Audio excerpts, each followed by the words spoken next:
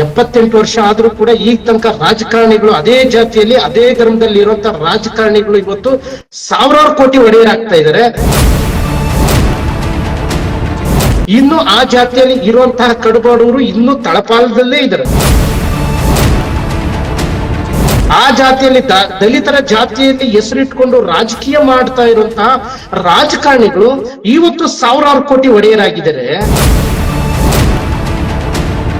ಆದ್ರೆ ಇವತ್ತು ತನಕ ರಾಜ್ಯದಲ್ಲಿ ದಲಿತರ ಪರ ನಾನಿದ್ದೀನಿ, ಇದು ನನ್ನ ಜಾತಿ, ನನ್ನ ಧರ್ಮ ಅಂತ ಹೇಳ್ಕೊಂಡು ಬರೇ ಮಾತಲ್ಲಿ ಪುಂಗಿ ಬಿಡ್ತಿರಂತಹ,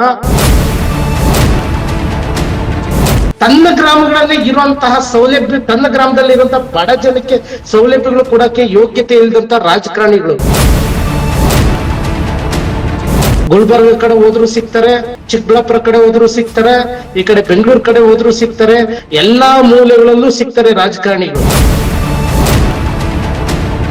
ನಾನು SC/ST ರಾಜಕೀಯ ಮಾಡಿಕೊಂಡು ತನ್ನಗೋಸ್ಕರ, ತನ್ನ ಕುಟುಂಬಕ್ಕೋಸ್ಕರ ಕೋಟ್ಯಾಂತರ ರೂಪಾಯಿ ದುಡ್ಡನ್ನ, ಆಸ್ತಿನ ಮಾಡ್ಕೊಂಡಿರುವಂತಹ ವ್ಯಕ್ತಿಗಳು ಈಗಲೂ ಸಿಗ್ತಾರೆ, ಸಿಗ್ತಾನೂ ಇದ್ದಾರೆ. ಆಮೇಲೆ ಅವ್ರಿಗೆ ಸಿಗ್ಬೇಕಾಗಿರೋ ಮೂಲಭೂತ ಸೌಕರ್ಯಗಳನ್ನ ಸರ್ಕಾರಿ ಅಧಿಕಾರಿಗಳು ಕಿತ್ತು ತಿಂತಾ ಇದ್ದಾರೆ. ದಲಿತರ ಕೇರಿಗಳು, ದಲಿತರ ಜನಗಳು ಎಲ್ಲಿ ಸಮಸ್ಯೆಯಲ್ಲಿ ಇದ್ದಾರೋ ಅವ್ರಿಗೆ ಸಪೋರ್ಟ್ ಕೊಡಂತ ಒಂದು ತಂಡ ಬೇಕು. ದಯವಿಟ್ಟು ಯಾರಾದ್ರೂ ಇದ್ರೆ ದಯವಿಟ್ಟು ಸಂಪರ್ಕಿಸಿ.